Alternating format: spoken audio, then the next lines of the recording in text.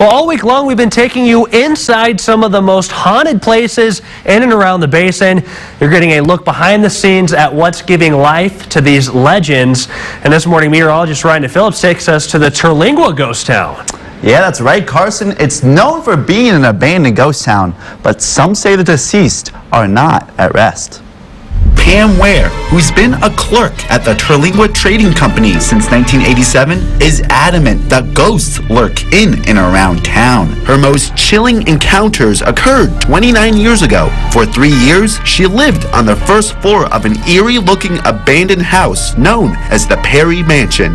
I would hear heavy footsteps and the dragging of a chain across the floor, and there wasn't a floor, but I could hear it dragging a floor.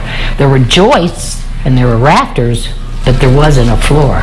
But you'd hear heavy footprints on a floor dragging a chain.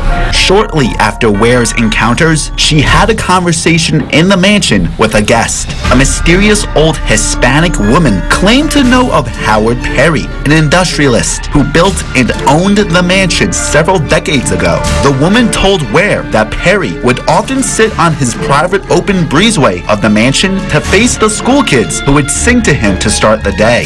She broke into "Good morning, Mr. Perry, how are you today?" in her real broken English. You'd had to hear her do it. And I was just sitting there in goosebumps going, whoa. To make things creepier, she claimed that Perry left a man to die in chains in the nearby Terlingua jail. And she believed the man may still be wandering Terlingua's ruins, searching for Perry himself. So she gave me some moments of thought about what I was hearing. And after she told me that story, I never heard it again.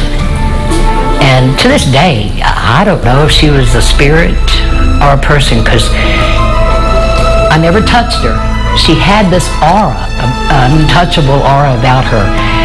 I sat down a distance from her and held a conversation with her, but I still to this day have doubts as to, because I never heard her come or go.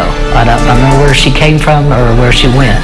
While some locals feel more connected to the spirits, others have their doubts. Don Bauckham, pitmaster at DB's Rustic Iron Barbecue for 5 years, is one of the non-believers. Personally, I don't, but some people do. I've heard stories about this and that, but it never phases me. Despite Bauckham not believing, he understands that respect must be given to those who do.